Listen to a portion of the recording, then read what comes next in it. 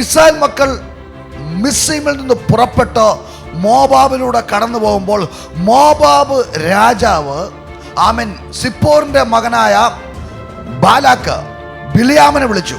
ഒരു ജനം കടന്നു വരുന്നു. ആ ജനം കാളവയലിലെ പുല്ല് നക്കിക്കളയുന്ന പോലെ ദേശത്തെ നക്കിക്കളയുക. അതുകൊണ്ട് നീ വന്ന് എനിക്ക് വേണ്ടി ഈ ജനത്തെ ശപിക്കണം. നീ ശപിച്ചാൽ ഇവർ പരാജയപ്പെടും. നീ ശപിച്ചാൽ ഇവർ തകരും. നീ ശപിക്കുന്നവർ ശപിക്കപ്പെടും. നീ അനുഗ്രഹിക്കുന്നവർ അനുഗ്രഹിക്കപ്പെടും. അതുകൊണ്ട് നീ വന്ന് ഇവരെ ശപിക്കണം. അങ്ങനെ ശപിക്കാൻ വേണ്ടി ബിലിയാമിനെ കൂലി കൊടുത്ത് വിളിച്ചിട്ട് ശപിക്കാൻ വേണ്ടി വാ തുറന്നപ്പോൾ ഒറ്റ ശാപം പോലും അവനെ പറയാൻ പറ്റിയില്ല. കാരണം ദൈവത്തിന്റെ സ്നേഹമാ ഈ ജനത്തിന്റെ കൂടെ ഉള്ളത് കൊണ്ട് ശാപങ്ങളെ അവർക്ക് ദൈവം അനുഗ്രഹമാക്കി മാറ്റി. ശാപങ്ങളെ ദൈവം അനുഗ്രഹമാക്കി മാറ്റി. ഈ 2025 ജൂൺ മാസം 29-ാം തീയതി നിങ്ങളെ അനുഗ്രഹിച്ച് പറയുന്നു, ആർക്കും നിന്നെ ശപിക്കാൻ പറ്റത്തില്ല.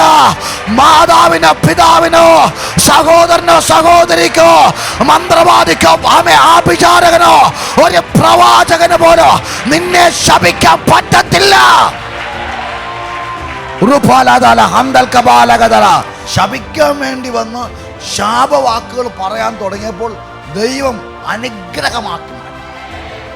ഇന്ന് എവിടെയെങ്കിലും ശാപം വന്നിട്ടുണ്ടെങ്കിൽ നിന്നെ പഠിപ്പിച്ച ടീച്ചർമാരോ മാതാപിതാക്കളോ സഹോദരങ്ങളോ പ്രവാചകന്മാരോ ആര് നിന്നെ ശപിച്ചാലും ഇന്ന് പരിശുദ്ധാത്മാവ് ഞാൻ വളരെ ശക്തമായി വിളിച്ചു പറയാം, എത്ര വലിയ ശാപമുണ്ടെങ്കിലോ എത്ര വലിയ തകർച്ചയുണ്ടെങ്കിലോ അതിനെ ദൈവം നിനക്ക് അനുഗ്രഹമാക്കി മാറ്റുക.